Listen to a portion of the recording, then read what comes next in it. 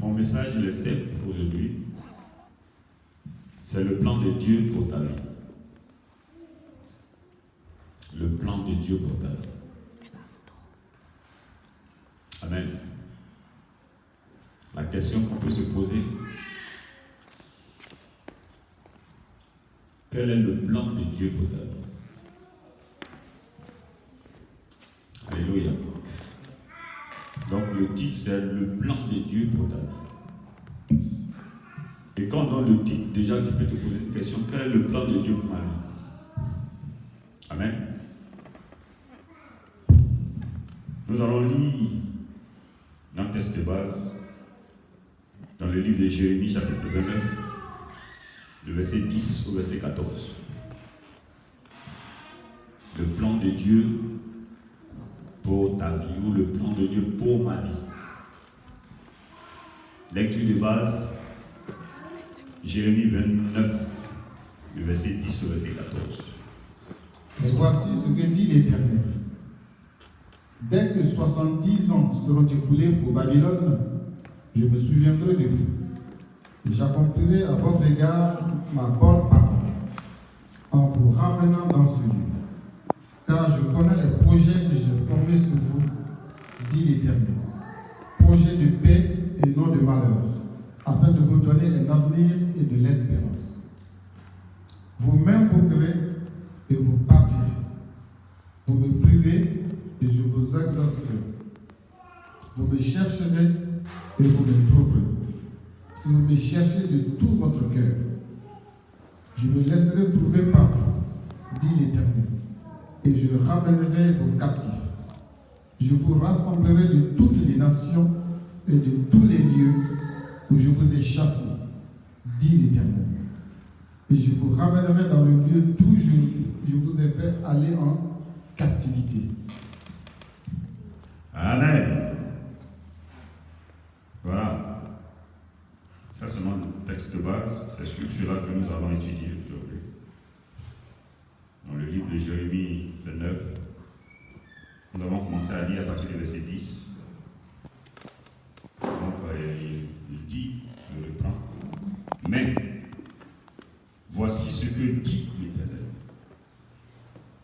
Dès que 70 ans seront écoulés pour Babylone, je me souviendrai de vous et j'accomplirai en votre égard ma bonne parole pour vous de ramener dans le lieu, car je connais les projets que j'ai formulés sur vous, dit l'Éternel, projets de paix et non de malheur, afin de vous donner un avenir et de l'espérance. C'est ce verset-là, le 11, qui va beaucoup attirer notre attention. En fait, Dieu, à un certain moment, sa colère s'est enflammée sur le peuple d'Israël et il les a laissés partir. Et il les a punis, il les a laissés partir. On est venu, Babylone est venu, ils ont pris les enfants de Dieu. Il y a d'autres qui sont partis du côté du nord, d'autres côté du sud. Il y a certains qui sont partis à Babylone, d'autres sont partis dans un autre lieu. Donc ils étaient divisés comme ça. Et Dieu a promis que 70 ans, ils allaient rester dans la captivité. Et c'est là que vous allez voir qu'il y a une partie qui est partie avec Daniel et les autres sont partis avec Jérémie. Alors, Daniel, qui était un homme comme nous, a commencé à intercéder. Quand il était à la 67e année, Daniel s'est souvenu de ce que Dieu avait dit. Et puis il a commencé à intercéder. Et puis Dieu va faire quelque chose. Alléluia. Dieu va faire quelque chose. Dieu va se souvenir de ce peuple-là. Et à cause d'une seule personne, dont le nom est Daniel, Dieu va abréger les 70 ans. Ça ne va plus atteindre 70 ans. Mais ce sera à 67 ans que Dieu va les ramener maintenant à Jérusalem. Et Dieu va toucher de l'autre côté là-bas Jérémie et ses enfants, ses amis, qui vont parler au roi. Et puis le roi va mettre à leur disposition tout ce qu'il faut pour aller rebâtir les murs de Jérusalem. Et c'est là que Dieu va commencer à parler à ses enfants pour dire, bon, je ne suis pas un Dieu méchant, mais c'est vous qui avez fait cela. Cependant, je vais vous ramener à Jérusalem, parce que je connais les projets que j'ai formulés pour vous. Quand je vous ai crié, j'ai formulé des projets de paix et non de malheur, et afin de vous donner un avenir et puis de l'espérance. Mais si le malheur est arrivé, c'est à cause de vous, votre manière d'agir. Alléluia. Donc à partir de ce texte, nous allons voir dans ce monde contemporain quels sont les projets de Dieu pour ses enfants. Qu'est-ce que Dieu pense quand il regarde un de ses enfants? Qu'est-ce qu'il a dans ton cœur qu'il veut qu'il t'arrive? Et vous êtes sans savoir que quand quelqu'un, un père normal, lorsqu'il met au monde un enfant, il organise un plan pour la vie de cet enfant. Il fait des projets pour cet enfant afin que cet enfant réussisse dans tous les départements de sa vie, n'est-ce pas vrai? Un père conscient, un père normal, celui-là qui s'appelle père. Parce que quand tu es encore un homme, tu ne t'appelles pas père, tu t'appelles homme, tu es mature. Même quand tu es encore marié, on ne t'appelle pas papa, on ne t'appelle pas père, on t'appelle époux. C'est l'enfant qui va te donner le nom père. C'est le jour où un enfant naît, on dit, ah, c'est mon père. Donc c'est l'enfant qui met au monde le père. Et c'est le père qui met au monde l'enfant. Est-ce que vous me suivez? Donc quand l'enfant naît, le père va organiser ce qu'on appelle les projets pour que cet enfant ait une vie adéquate, meilleure, prospère. N'est-ce pas vrai?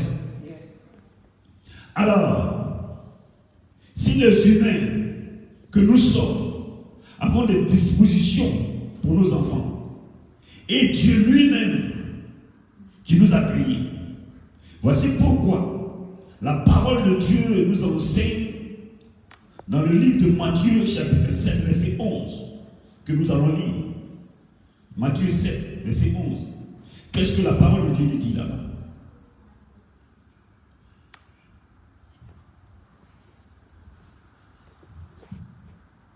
Matthieu 7 verset 11. Si donc, méchants comme vous l'êtes, si donc, méchants que vous êtes, vous savez donner de bonnes choses à vos enfants, vous savez donner de bonnes choses à vos enfants, à combien plus forte raison votre Père qui est dans les cieux donnera-t-il de bonnes choses à ceux qui le lui demandent? En plus forte raison, votre Père qui est dans les cieux. On continue. Donnera-t-il de bonnes choses à ceux qui le lui demandent? Tout ce que vous voulez que les hommes fassent pour vous, faites-le de même pour eux, car c'est la loi et les prophètes. Amen. Donc, si nous les hommes, nous avons des plans pour nos enfants, nous-mêmes qui sommes méchants, nous savons donner de bonnes choses à nos enfants. À plus forte raison, notre Père qui est dans les cieux, qu'est-ce que lui ne va pas faire pour nous? Qu'est-ce qu'il ne va pas planifier pour nous? Qu'est-ce qu'il ne va pas mettre à notre disposition pour notre futur et notre avenir? C'est ce que la parole de Dieu nous dit. Le Seigneur a de merveilleuses choses pour nous. Cependant, il y a des circonstances et des choses qui font obstacle à ces projets de bonheur que Dieu l'Éternel des armées a pour nous. Alléluia. Le plan de Dieu pour nous est merveilleux. Et je vais toucher à 10 points. 10 points qui vont nous démontrer la bonté de Dieu, les projets de Dieu et le plan de Dieu pour nous. Cet après-midi, nous allons toucher juste 10 points. Premièrement, ce qui concerne le plan de Dieu pour notre vie, nous allons étudier 10 points. Et ces 10 points vont nous faire comprendre les projets que Dieu a pour nous. Et après cela, deuxièmement, nous aurons les obstacles au projet de Dieu dans notre vie. Qu'est-ce qui peut faire obstacle au projet de Dieu dans notre vie?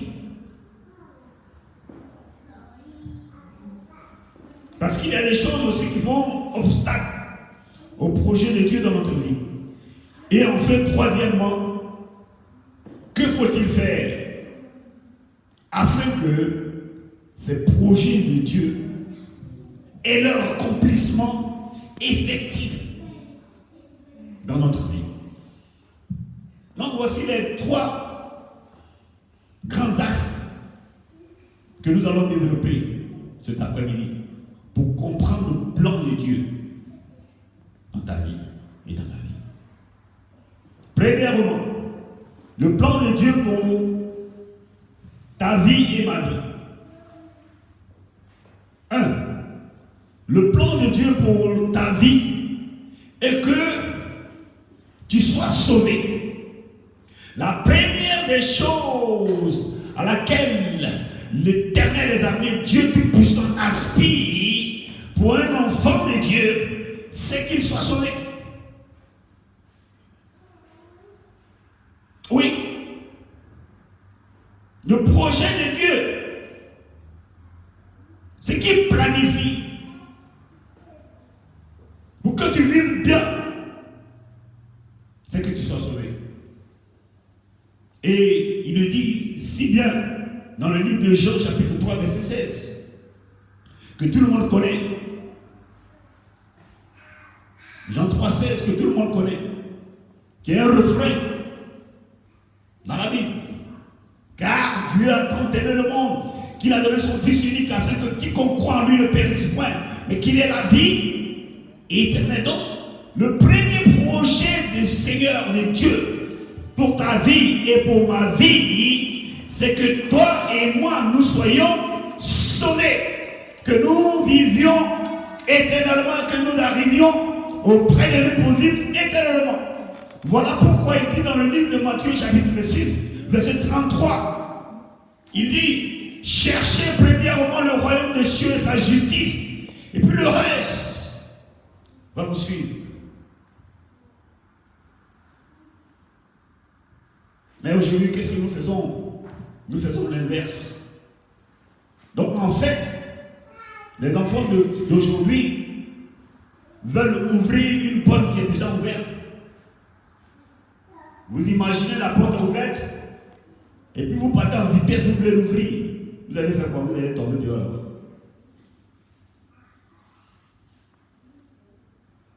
Parce que nous ne devons pas courir après les choses matérielles. Non, non, non.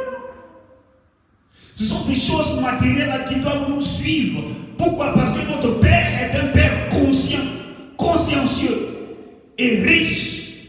L'or et l'argent lui appartiennent. Donc tu n'as pas besoin de courir après ces choses-là.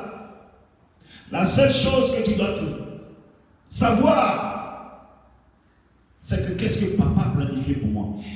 Père a planifié pour toi que tu sois sauvé. Que tu sois sauvé. Et pour être sauvé, c'est tellement simple.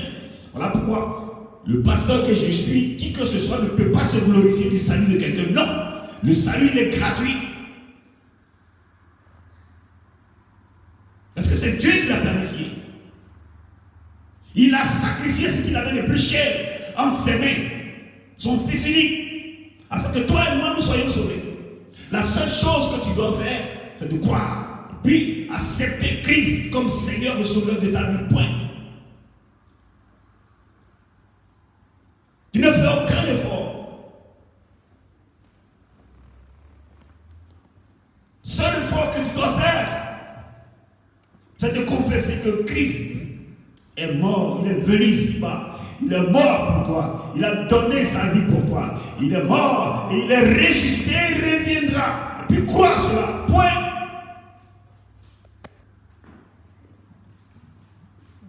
Pourquoi? Parce que le premier projet de Dieu pour toi et moi, c'est que nous soyons sauvés.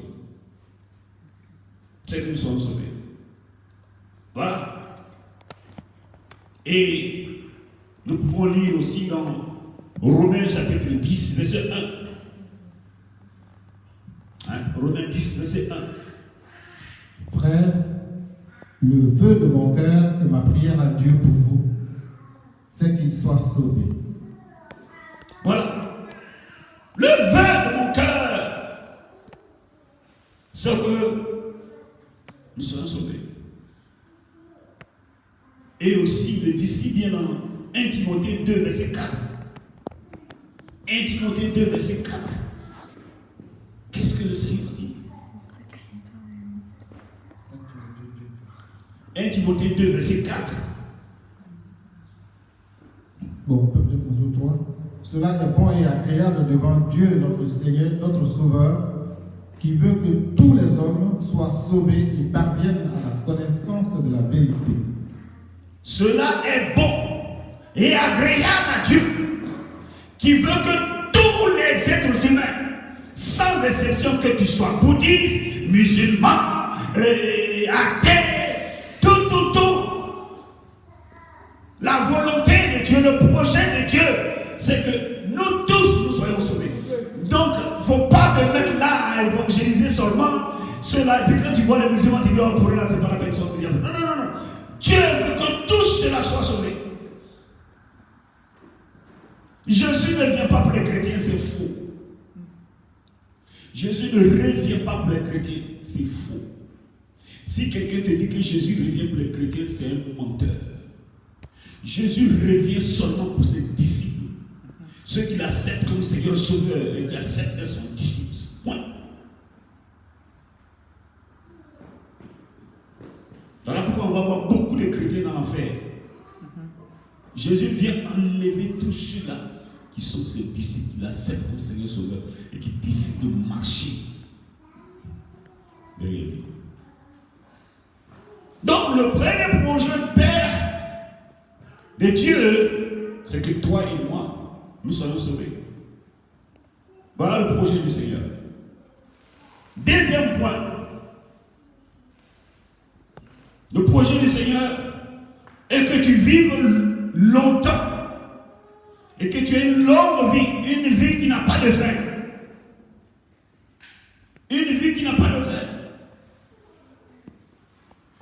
Dieu ne veut pas que tu aies une vie éphémère, courte. Je vous dis, si tu vis 960 ans, chez Dieu c'est court. C'est pas moi qui l'ai dit, c'est la Bible.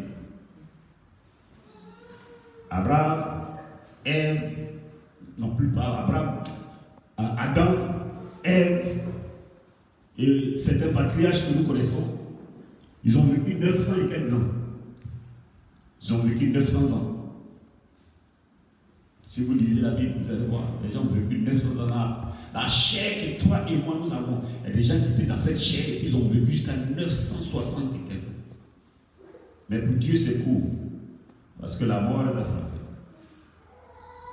Donc Dieu ne veut pas que tu aies cette vie éphémère. Il veut que tu aies une vie longue, sans fin. Une vie qui n'a pas de fin. Voilà pourquoi la Bible dit dans Jean 3,16, car Dieu a tant aimé le monde qu'il a donné son Fils unique afin que quiconque croit en lui ne périsse point, mais qu'il ait la vie éternelle. Donc, le deuxième projet de Dieu le Père, c'est que toi et moi, nous ayons la vie éternelle. Alléluia. Le premier projet, c'est que nous soyons sauvés. Mais le deuxième projet, c'est que nous ayons la vie éternelle, une vie sans fin. Le troisième projet, c'est que nous soyons heureux et prospères. Dieu ne nous a pas créés pour vivre de malheur. Voilà pourquoi il dit, je connais le projet que j'ai pour vous. Je connais les projets que j'ai formés pour vous. Dit l'Éternel, projet de paix et non de malheur. Donc le Seigneur ne veut pas qu'on soit malheureux, il veut qu'on soit toujours heureux, prospère. Voilà pourquoi il dit dans le psaume 128, voici comment est béni l'homme qui craint l'Éternel. Il jouit du fruit du travail de ses mains. Sa femme est comme une vigne féconde à l'intérieur de sa maison. Ses enfants sont comme des plantes de livre autour de sa table. Il est heureux. Alléluia. Il définit le sens intercept du mot bonheur dans le psaume 128. Et c'est sérieux. Quand Dieu dit, c'est la vérité. Ce n'est pas ce que tu vois, ce que tu penses qui est la vérité. C'est ce que Dieu dit qui est la vérité. Et puis il te donne la définition du bonheur. Que tu sois prospère. Tu jouis du travail de ta main. Ta femme est féconde. Cette femme-là, elle est fécondée de pastérie.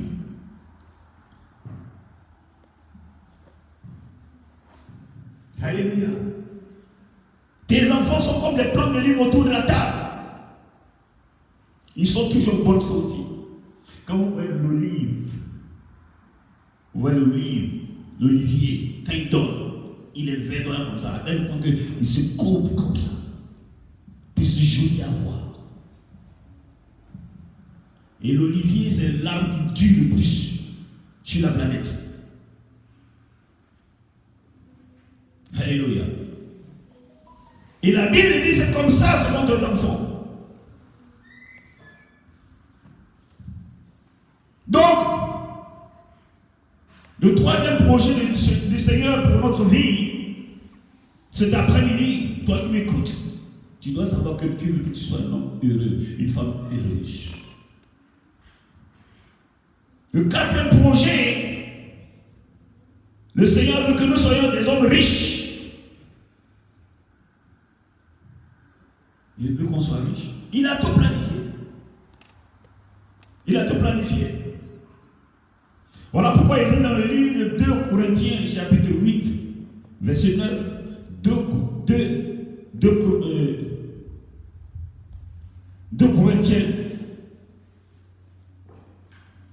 Corinthiens 8, 9. La Bible dit ceci. Des riches qu'il était. Car, oui, on peut lire. Car vous connaissez la grâce de notre Seigneur Jésus-Christ. Car vous connaissez la grâce de notre Seigneur Jésus-Christ. Qui pour vous s'est fait pauvre. Qui pour vous s'est fait pauvre. De riche qu'il était. De riche qu'il était. Afin que par sa pauvreté vous fussiez enrichis.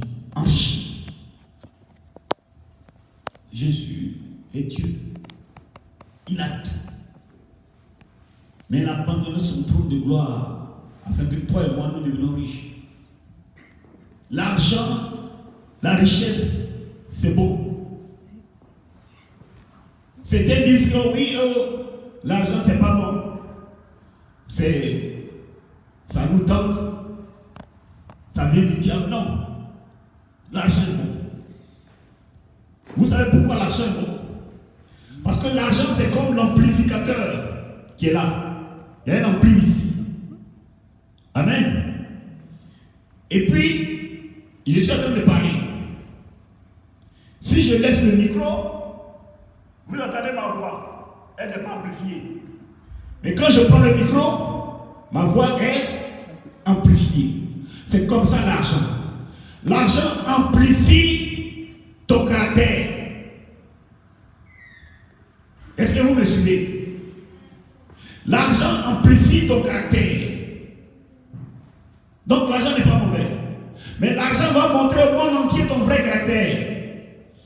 Quand tu es quelqu'un qui est orgueilleux, et puis tu n'as pas encore l'argent, tu joues le faux humble. Tu es là, oh sois béni. C'est que ton caractère n'est pas encore bien sorti. Quand l'argent va rentrer dans ta vie, l'argent va dévoiler ton vrai caractère, il va l'amplifier. Le monde entier saura qui tu es. Et quand tu es orgueilleux, quand l'argent vient, toi qui disais, oh sois béni, tu viens maintenant. Hé, toi là, ça va hein? Et tu commences à jouer les grands maintenant. Tu as les épaules qui s'élargissent. Tu prends des airs grotesques, grossiers. Mais quand tu es quelqu'un qui a l'humilité en toi, quand l'argent vient, tu deviens plus humble. Tu aimes les gens, et puis tu ne veux pas qu'on en parle. C'est ça l'argent. L'argent, c'est un amplificateur. Il amplifie ton caractère afin que le monde entier sache qui tu es. Si vous voulez connaître quelqu'un, donnez-lui l'argent. Vous allez voir ce qu'il va devenir sur place. L'orgueil, l'orgueil, ça va sortir. Et puis tu vois, non, le monsieur l'orgueil comme ça. On l'a les orgueilleux comme ça. Il y a des frères, ils sont pleins en Afrique. Ils sont là. Ils sont zélés. Parce qu'ils n'ont rien. Mais envoyez un peu d'argent pour qu'ils suivent votre affaire. Parce que vous ouvrez tout de suite un si bel café. Allez, mon frère gère ça, c'est fini. Le frère qui était zélé, tout de suite là, c'est fini. Il est transformé, il devient un baba, lui, un voleur. Orgueilleux. Mais c'était en lui. Mais la pauvreté l'empêchait de manifester cet orgueil. Quand l'argent vient, hop, ça dévoile son vrai visage. Donc l'argent est bon. Ça vient de Dieu. Et ça dévoile le vrai caractère. Alléluia. Et Dieu a un projet pour le monde. Vous pensez que, quand même, soyons sérieux, n'insulte pas Dieu. Vous pensez que Dieu va te donner quelque chose qui va te détruire? Soyons sérieux quand même. Dieu est trop bon pour nous donner quelque chose qui va nous détruire. Non. Mais c'est nous-mêmes. Et tout à l'heure, nous allons voir ça dans la deuxième partie. Les obstacles au projet de Dieu. Donc, quatrièmement, Dieu a des projets de richesse pour nous.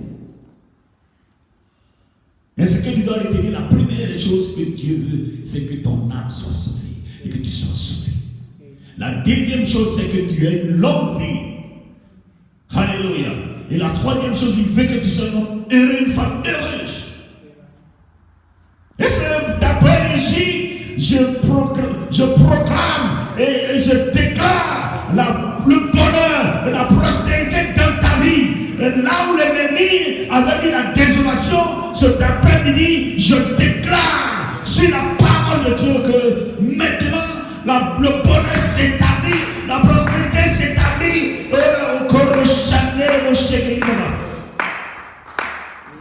Parce que c'est Dieu qui l'a dit.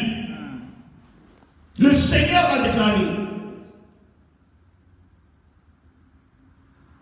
Cinquièmement, le projet du Seigneur, c'est que tu réussisses dans toutes tes entreprises. J'ai dit bien toutes tes entreprises. Je n'ai pas dit quelques entreprises, j'ai dit bien toutes tes entreprises. Et la Bible est claire dessus. Jésus chapitre 1, verset 8, dit quoi? Qu'est-ce que le Seigneur nous dit dans le livre de Jésus chapitre 1, verset 8? Il dit que ce livre de la loi ne s'éloigne point de ta bouche. Que ce livre de la loi ne s'éloigne point de ta bouche. Médite-le jour et nuit. Médite-le jour et nuit. Pour agir fidèlement. Pour agir fidèlement. Selon tout ce qui est écrit. Selon tout ce qui est écrit. Car c'est alors que tu auras du succès dans tes entreprises. Et puis il donne la conséquence maintenant. Car c'est alors que la conséquence va suivre. C'est alors que tu réussiras. C'est alors que tu réussiras dans toutes tes entreprises. Il n'a pas dit dans quelques entreprises. Mais il donne une condition. Voilà pourquoi nous avons dit dans le grand 2, nous allons voir les conditions au projet de Dieu dans notre vie. Donc tout à l'heure, nous allons revenir dessus. Sur les conditions. Alléluia. Donc Dieu veut que tu réussisses dans toutes tes entreprises. Le matin, quand tu sors, tout ce que tu dois poser doit réussir. Quand tu veux faire quelque chose, même pour ça doit réussir. Parce que c'est la volonté de Dieu. C'est Dieu qui a planifié ça pour ton avenir et ton futur. Parce qu'il a dit ici. Il dit, non de malheur, afin de vous donner un avenir et puis de l'espérance. Donc Dieu veut que ton avenir soit radieux. Et puis, il veut que tu espères des bonnes choses. Parce qu'il a proclamé des bonnes choses. Notre papa a des bonnes choses. Rien que de bonnes choses. Mais c'est l'ennemi qui fait qu'on n'arrive pas là. Mais comment faire pour arriver là? C'est ça le numéro 3. Nous allons voir. Et je vais aller rapidement pour qu'on puisse finir la partie 1 aujourd'hui. Les 10 points. Et puis, le dimanche prochain, nous allons faire deuxième partie, qui sont le obstacle. Donc, sixièmement, le Seigneur veut que nous soyons féconds. Nous soyons féconds. Psaume 127, verset 3. Psaume 127, verset 3, il dit, voici que tes fils sont un héritage. Voici que tes fils sont un héritage de l'Éternel. Le fruit de tes entrailles est une récompense. Psaume 128, verset 3 et Psaume 127, verset 3. Alléluia. Donc Dieu veut que nous soyons des hommes féconds. Tu ne peux pas demeurer dans la maison de Dieu et puis tu n'as pas un enfant spirituel. Ah, c'est grave. Il y a des gens qui sont dans la maison de Dieu, ils sont stériles, et puis ils disent qu'ils sont enfants de Dieu, alors que Dieu a programmé que tu dois être fécond. De la manière que tu seras fécond, biologiquement, le Seigneur a programmé que tu sois aussi fécond spirituellement. Il y a des gens qui sont là 20 ans, 10 ans, 20 ans, mais ils n'ont jamais enfanté spirituellement. Oh, c'est ça là qui va nous suivre dans le ciel. C'est ça qui va nous suivre là-bas, dans notre longue vie, notre vie, qui n'a pas d'effet. Les âmes, les enfants que nous enfantons. Tu as des amis, tu as des camarades, tout ça. Mais pour seulement leur dire, mon frère, viens et vois, tu as des problèmes. Tu es stérile. Ce matin, je brise ta stérilité au nom de Jésus-Christ. Je dis ce matin, au nom de Jésus-Christ, par la puissance du sang de Jésus-Christ, je brise ta spiritualité au nom de Jésus-Christ. Je te rends fécond. Je te rends fécond. Tes enfants seront comme le sable au bord de la mer. Tes enfants seront comme les étoiles dans le ciel que tu ne pourras pas compter. Je te rends fécond au nom de Jésus-Christ. Je le reçois. Septièmement, ça c'est le numéro 6. Septièmement, le projet de Dieu. Il veut que tu réussisses dans ce que tu es en train de faire en Angleterre ou aux États-Unis ou bien en France, tout. Parce qu'il a dit dans Deutéronome 28, le verset 2 à 6. Deutéronome 28, verset 2 à 6.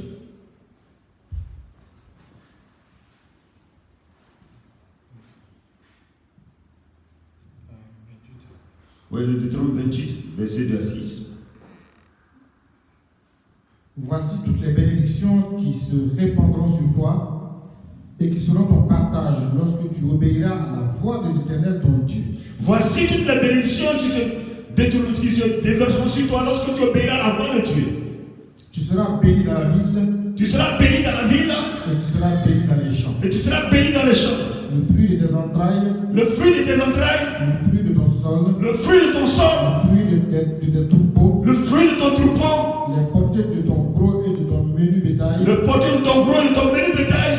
Toutes ces choses seront bénies. Toutes ces choses seront bénies. Ta corbeille et ta huche seront bénies. Ta corbeille et ta huche seront bénies. Tu seras béni à ton arrivée. Tu seras béni à ton arrivée. Tu seras béni à ton départ. Et tu seras béni à ton départ. L'Éternel te donnera la victoire sur tes ennemis. L'Éternel te donnera la victoire sur tes ennemis. Ils s'élèveront contre toi. Ils s'élèveront contre toi.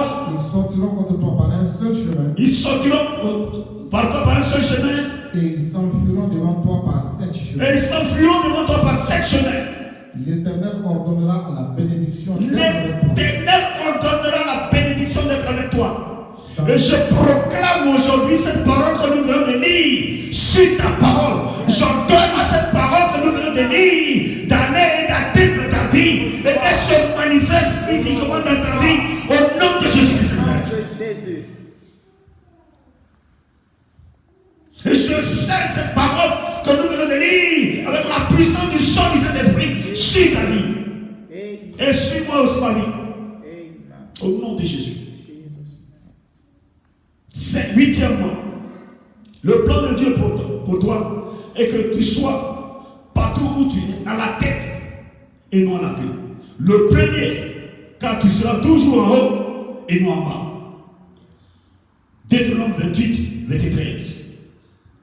Deutéronome 28, verset 13. Donc Dieu veut que tu sois toujours le premier. Dieu veut que partout où tu passes, tu sois toujours la tête. Il veut que tu sois toujours en haut et non en bas. Deutéronome 28, verset 13. L'Éternel fera de toi la tête et non la queue. L'Éternel fera de toi la tête et non la queue. Tu seras toujours en haut. Tu seras toujours en haut. Et tu ne seras jamais en bas. Et tu seras jamais en bas. Lorsque tu obéiras au commandement de l'Éternel. Lorsque tu obéiras au commandement de l'Éternel ton Dieu. Alléluia. Et que cette parole s'accomplisse sur ta vie. Et que s'accomplisse sur la vie de tes enfants. Et que s'accomplisse sur la vie de ceux qui sont encore les entrailles.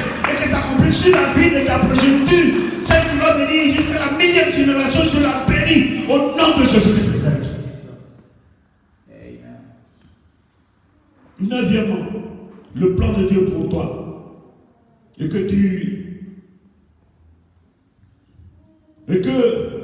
tes mains, tout ce que ça touche, soit le fruit d'une bénédiction. Deutéronome 28, verset 12. Deutéronome 28, verset 12. Tout ce que tes mains touchent, soit le fruit d'une bénédiction. Voilà ce que Dieu veut. Tes mains que tu as là, ça ne doit pas toucher le péché, ça ne doit pas rentrer dans la magouille. L'Éternel t'ouvrira son bon trésor. L'Éternel t'ouvrira son bon trésor. Le ciel. Pour envoyer à ton pays la pluie en son temps. Pour envoyer à ton pays la pluie en son temps. Et pour bénir tout le travail de tes mains. Et bénir tout le travail de tes mains. Tu prêteras à beaucoup de nations. Tu prêteras à beaucoup de nations. Et tu n'en prêteras pas. Et tu n'en prêteras pas. Cet après-midi, je prie afin que ces mains soient dédicacées à la gloire de l'Éternel des armées. Ces mains soient dédicacées à la gloire de l'Éternel des armées lorsque les morts voient ces mains et que ces morts ressuscitent au nom de Jésus-Christ de Nazareth. Et que lorsque la maladie va voir ses mains et que la maladie s'enfuit avant même que tu ne touches au corps. Au nom de Jésus-Christ. Lorsque l'ennemi va voir ses mains, là où tu rentres, que ce soit la lumière qui entre, que ces mains apportent la paix partout où elles rentrent, au nom de Jésus-Christ. Et que ces mains soient des mains pures, au nom de Jésus. Dixièmement, pour terminer, le plan de Dieu pour ta vie est que tu aies pouvoir sur toute la puissance de Satan et que tu domines sur toute la créature de Dieu. Luc chapitre 10, verset 19. Luc 10, verset 19. Et c'est là que nous allons terminer pour la première partie. Et dimanche prochain, nous allons faire la deuxième partie. Ne nous pas sur le message de la deuxième partie. Luc 10, verset 19, pour terminer. Voici, je vous ai donné le pouvoir de marcher sur les serpents et les scorpions. Voici, je vous ai donné le pouvoir de marcher sur les serpents et les scorpions. Et sur toute la puissance de l'ennemi. Et sur toute la puissance de l'ennemi. Il n'a pas dit sur quelques puissances, il dit sur toute la puissance de l'ennemi. Et rien ne pourra vous nuire. Et rien ne pourra vous nuire. Il ne faut pas avoir peur des sorciers. Il ne faut pas avoir peur de ceci, cela. Il ne faut pas avoir peur d'autorité. Il faut respecter seulement les autorités. Il ne faut pas avoir peur de qui que ce soit. Non, rien ne pourra vous nuire. Parce que celui qui est en toi est plus grand que celui qui est dans ce monde. Alléluia. Quand en toi, celui-là, l'Esprit de Dieu qui s'appelle sa majesté, Papa, cet esprit en toi, il est plus grand que celui qui est dans ce monde. Alors, Dieu te donne le pouvoir sur tout. Yes. Amen. Et ce soir, je déclare. Et j'entends. Et je commande sous l'inspiration de sa majesté, le Saint-Esprit. Et en vertu du pouvoir que j'ai reçu de sa majesté, le Seigneur Jésus. Arrêtez maintenant dans son sang. J'entends que tout pouvoir de l'ennemi tombe de ta vie maintenant. J'entends que tout ce que l'ennemi avait programmé, que ce soit dans ton village maternel, paternel, ou partout où tu es passé, tout là où ils ont taché des grilles, là où ils ont mis ton nom, dans les eaux, sous la mer, dans leur territoire, des sorciers, des sorcières, aujourd'hui, par la puissance de sa majesté divine, le Seigneur Jésus-Christ, et par le pouvoir du Saint-Esprit, j'ordonne que cela soit brisé, détruit, anéanti, et que ton nom sorte maintenant. Et que tu reviennes maintenant dans le creux de la main du Seigneur Jésus-Christ. Parce que le Seigneur Jésus a dit, nul ne ravira de ma main. Je mets ton âme, ton esprit, ton corps dans le creux de la main de Jésus-Christ de Nazareth. Et que la parole du Seigneur qui avait été prononcée, et qui est prononcée maintenant, s'accomplisse en toi au nom de Jésus-Christ. Voilà les 10 points. Les projets de Dieu pour ta vie et ma vie. Quand on dit Dieu a des projets de bonheur pour toi, voilà ce que ça signifie. Donc, ce verset de Jérémie, beaucoup ne le comprennent pas. Mais ce soir, toi qui me suis, depuis le Facebook, les internets, tu dois comprendre cela. Dans le livre de Jérémie, chapitre 29, verset 11, Dieu dit, je connais les projets que j'ai formulés sur vous, dit l'Éternel, projet de paix et non de malheur, afin de vous donner un avenir espérant. Voilà ce que ça veut dire. Et je prie afin que ces projets s'accomplissent dans ta vie. Et que tu sois sauvé. Et que tu sois sauvé. Donc, monsieur, il faut que tu sois sauvé. Voilà pourquoi tu vas faire cette prière avec moi. Toi qui n'as pas encore reçu Jésus, tu vas faire cette petite prière avec moi avant qu'on termine. Tu vas dire, Seigneur Jésus, ce soir, je te demande pardon. Je reconnais que je suis pécheur et j'ai péché contre toi. Mais ce soir, je me repens et je viens vers toi te supplier, aie pitié de moi. Seigneur Jésus, aujourd'hui, je t'invite dans ma vie comme Seigneur et Sauveur. Seigneur, je t'accepte consciencieusement comme Seigneur et Sauveur de ma vie. Je te dis merci parce qu'aujourd'hui, tu m'as sauvé. Oh, cela est la clé des projets que tu as pour moi. Et je te dis merci. Sois béni, Seigneur Jésus. Amen. Quand tu auras fait cette prière, sache qu'aujourd'hui, les projets de Dieu dans ta vie vont commencer maintenant à s'accomplir. Parce que tu es un homme sauvé. Et que Dieu te bénisse. Et que le Seigneur Jésus te bénisse. Et que le Saint-Esprit te bénisse. Et que l'Éternel des armées fasse pleuvoir